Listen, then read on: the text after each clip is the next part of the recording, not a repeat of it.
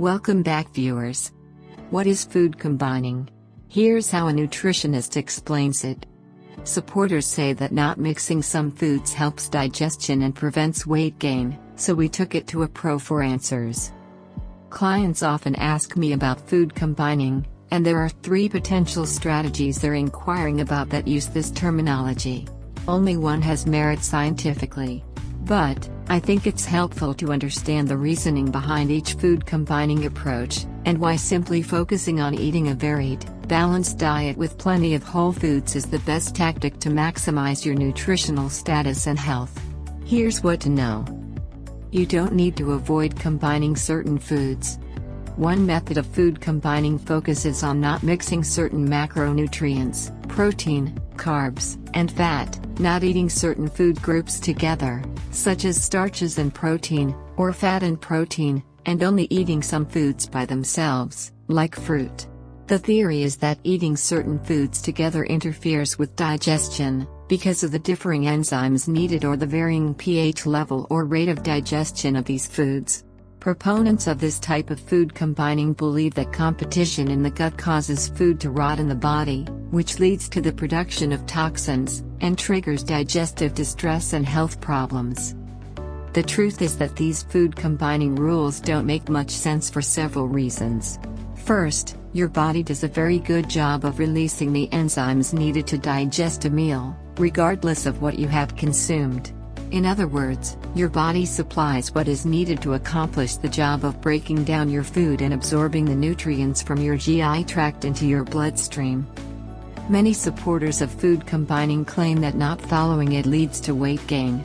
However, if food isn't digested properly, the result is malabsorption, which leads to loose stools or diarrhea, and weight loss, not weight gain.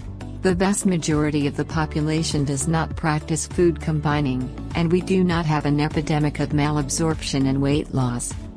Also, many single foods contain a combination of macros, such as nuts, which provide fat and protein, and lentils, which provide carbs and protein. If the principles of food combining held true, your body would have a difficult time digesting these foods, even when eaten alone. In addition, in the 5 areas of the world known as the blue zones, where people live the longest, healthiest lives, inhabitants do not practice food combining. It's quite the opposite in these regions, where a high percentage of citizens live to be 90 and above, but the rates of obesity and other diseases are quite low. For example, in Ikaria, Greece, lunch may be salad with beans and potatoes. In Nicoya, Costa Rica, it can mean beans, rice, and squash.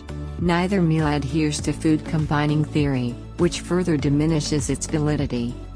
Finally, certain food pairs that directly defy the rules of food combining can actually help improve nutrient absorption. More on this below.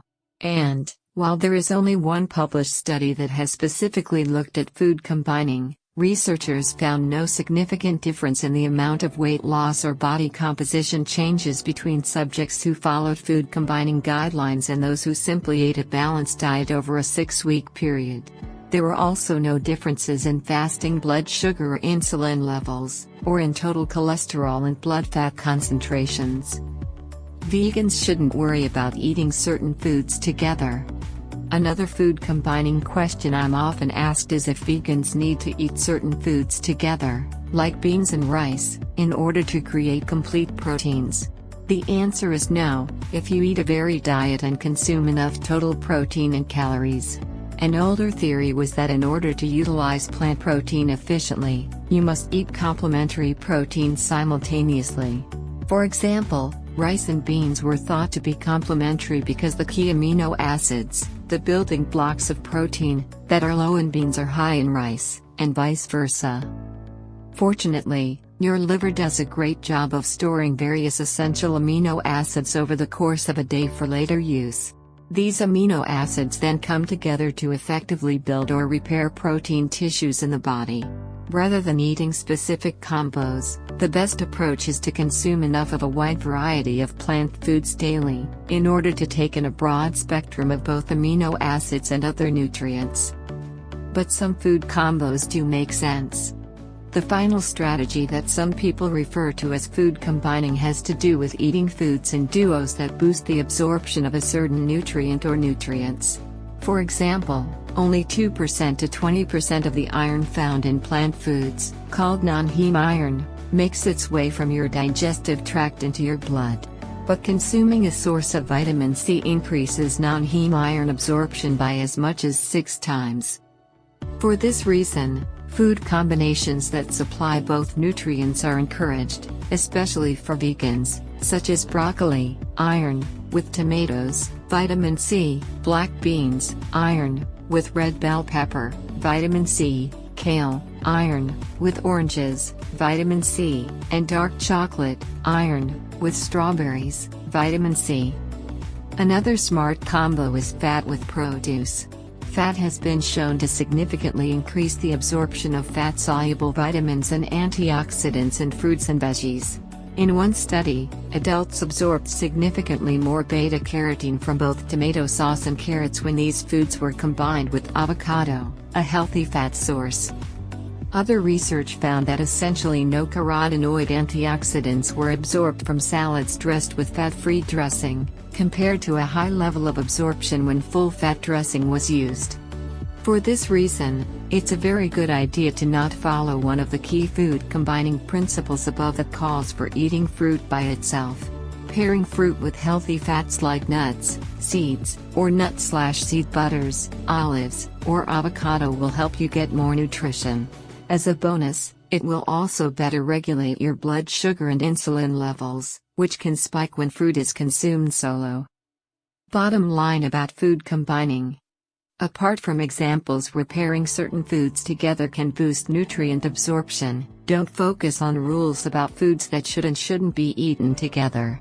The best way to ensure that you take in a broad spectrum of nutrients is to choose whole foods over highly processed versions, consume a variety of foods, and tune into hunger, fullness, and energy cues to decide when and how much to eat.